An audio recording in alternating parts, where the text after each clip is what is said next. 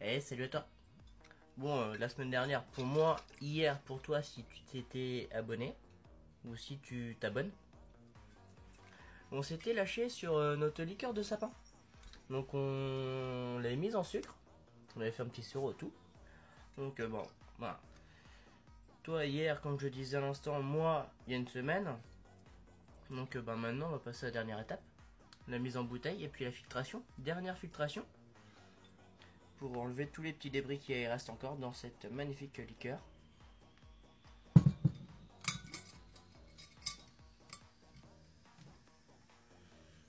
Qui sont super bons. Le sapin. Oh putain, on est comme encore à Noël. Bon allez, pour éviter de faire de bêtises, je transvase déjà tout dans mon pichet.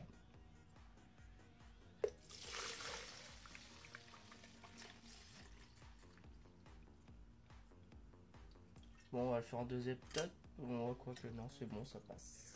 Ça passe. Hop. Et ensuite, une bouteille. Hop. Une bouteille. Mon entonnoir. Et ils sont passés où? Ils sont passés là.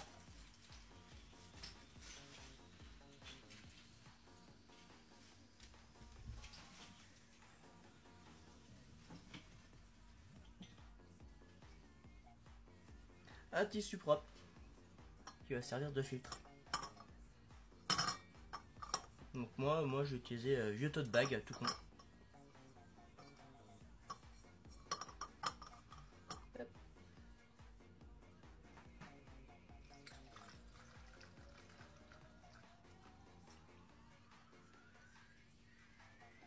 Il n'y a plus qu'à verser. Donc celui-là c'est la première fois que j'en fais un. Je ne sais pas combien de temps il va être long à filtrer. Le problème c'est plus il y a de débris dans la liqueur, et ben plus ça va être long à filtrer.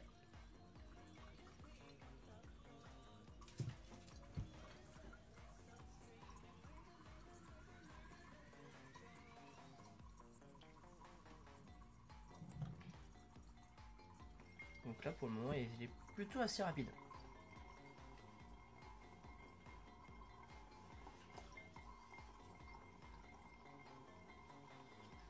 Oui, très rapide par rapport à d'autres, style pain d'épices, clémentine et toutes les autres que j'ai déjà faites. Que tu as sûrement dû voir si tu es abonné, je le répète.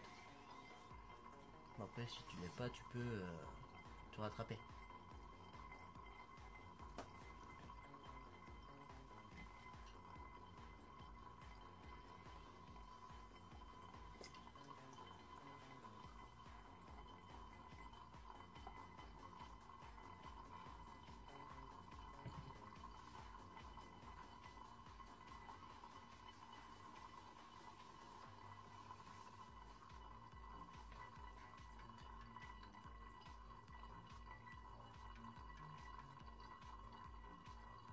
Oui, il va être plutôt rapide celui-là.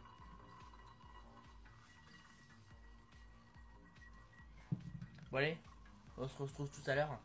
Et d'ailleurs, ça peut te laisser même le temps d'aller voir mon site internet où je propose toutes mes liqueurs en vente. Il s'appelle Les Élixirs du Brocanteur. T'as juste à aller sur Google.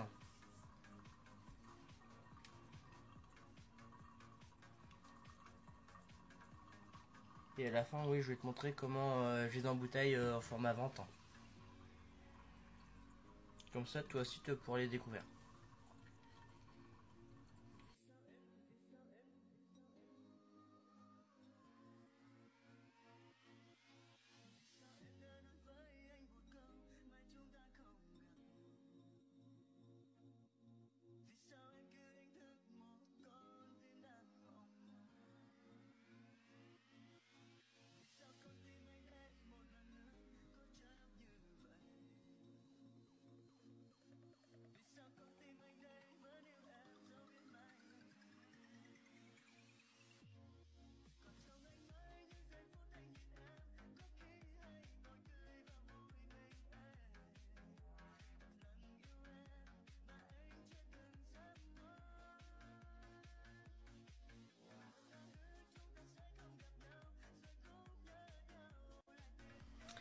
Hop, bon allez. On va presser le torchon. Il doit rester un petit peu, beaucoup.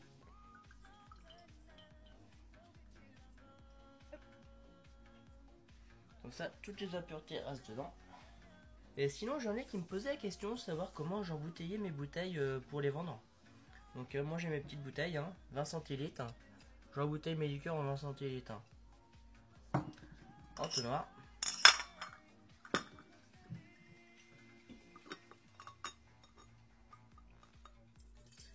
Et puis je remplis.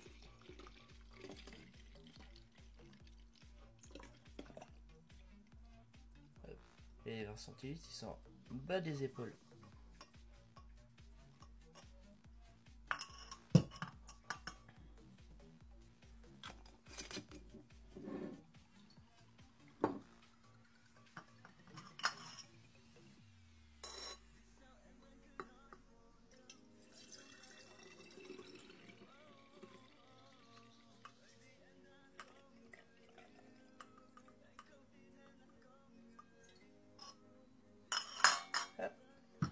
Un petit peu trop sur celle-là.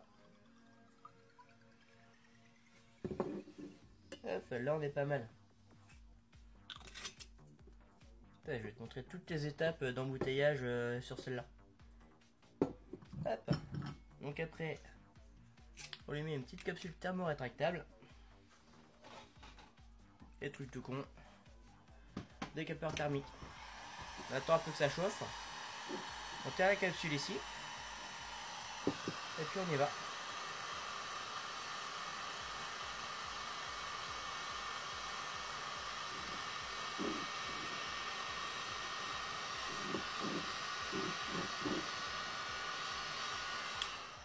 Hop.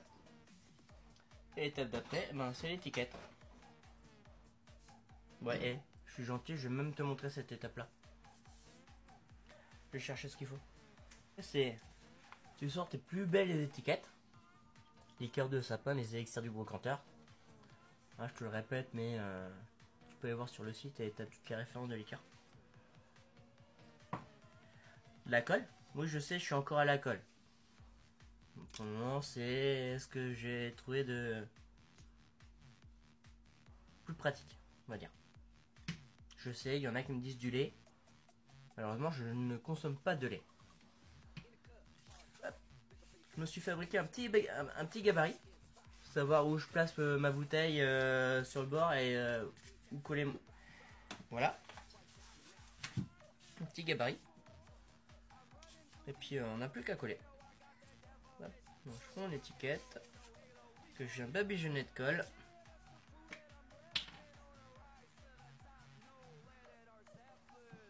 Mais désolé, tu vois pas grand chose. C'est plus pratique pour moi à l'étage du dessous, quoi.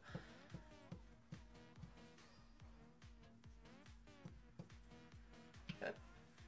Tu prends ton étiquette bien encollée et tu viens viser entre les deux traits du gabarit. Hop.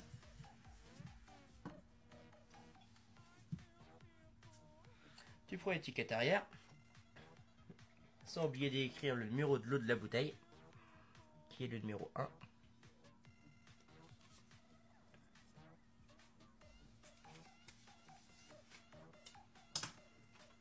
Tu rebabigeonnes de colle.